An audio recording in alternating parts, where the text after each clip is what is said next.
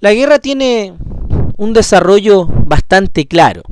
En la primera etapa, entre septiembre y diciembre de 1837, se va a realizar una primera expedición militar contra la Confederación Perú-Boliviana.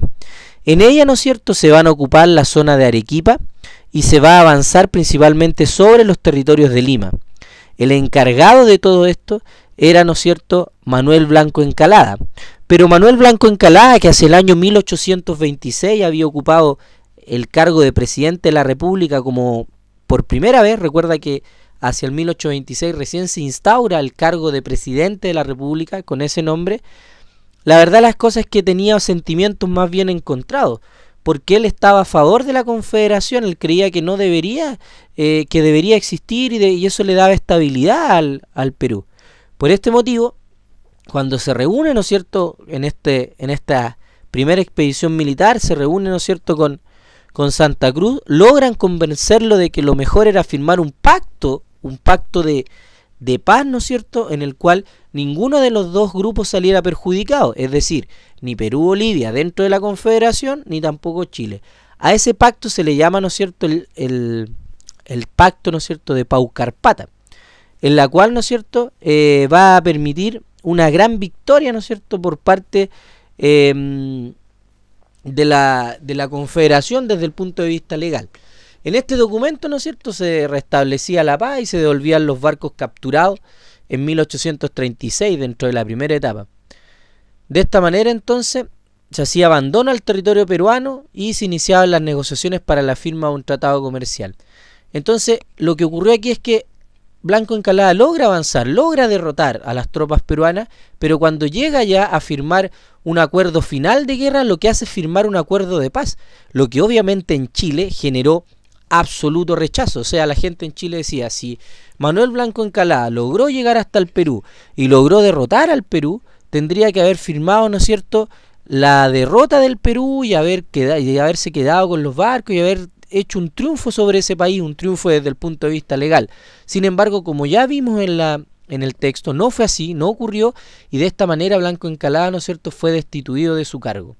En una segunda etapa, entonces, de la guerra, se va a comisionar a una nueva persona, es decir, el primer comisionado para esta guerra fue Blanco Encalada, que realiza todo lo que ya te acabo de explicar. Y un segundo comisionado, esto quiere decir es alguien que está a cargo de llevar adelante la guerra, fue el general Manuel Bulnes. Manuel Bulnes, ¿no es cierto?, logra establecer un gobierno provisional, desembarca en el Perú y finalmente, ¿no es cierto?, va a provocar la restauración de la independencia peruana. Recuerda que Perú había sido anexado por el mariscal Santa Cruz y había anexado a Bolivia y Perú. De esta manera se disuelve lo que era la Confederación y aparece todo lo que era el Perú separado ya de Bolivia. De ahí se realizan dos acciones bélicas más, que son la batalla de Matucana y de Huin. Ya hacia el 20 de enero de 1839, las tropas chilenas se enfrentan definitivamente a las últimas fuerzas confederadas que quedaban, las derrotan definitivamente, ¿no es cierto? Y el 18 de febrero en Lima es ocupada, ¿no es cierto?, el 18 de febrero y se declara la disolución definitiva de la Confederación. En un primer momento, entonces, se logra Manuel Bulnes restaurar la independencia peruana y después logra derrotar a las últimas fuerzas confederadas. Recuerda que cuando hablamos de confederación, hablamos de la unión del Perú con Bolivia.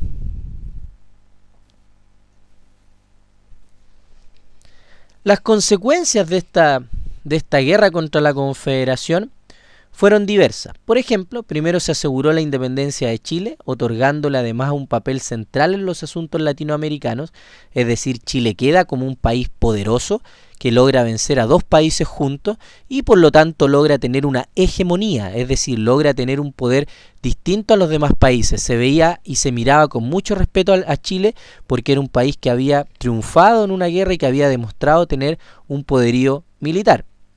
Además se logró, ¿no es cierto?, demostrar que el país, en este caso Chile, tenía una gran estabilidad política y económica, lo que posibilita, ¿no es cierto?, años de progreso. Después de toda esta etapa, ya Chile va a empezar a consolidarse como un país. Además permite disminuir la tensión social porque al producirse esta guerra, lo que hace es que todo el país de Chile se une bajo un objetivo común.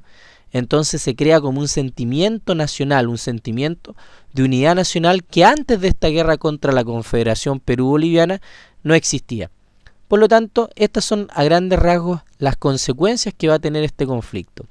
Resumiendo, para pasar a otro tema, vamos a decir entonces que la guerra contra la Confederación Perú-Boliviana se va a enfrentar a los países de Chile, Perú y Bolivia unidos en una confederación y que principalmente se va a generar por estas causas que yo te mencioné al inicio.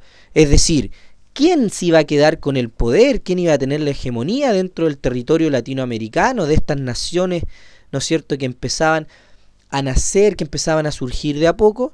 Y además la muerte de Diego Portales, ¿no es cierto?, que iba a ser acusado el mariscal Santa Cruz de que la iba a promover y que la iba a generar, ¿no es cierto?, porque sabían que Diego Portales era un personaje importante.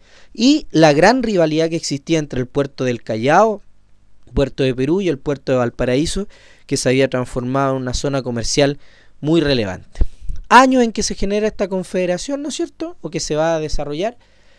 Esta confederación, esta guerra contra la confederación va a ser entre el año 1836 y el año 1839. Personajes relevantes que tienes que tener en cuenta porque al finalizar esta unidad va a realizar un trabajo de biografía sobre ellos.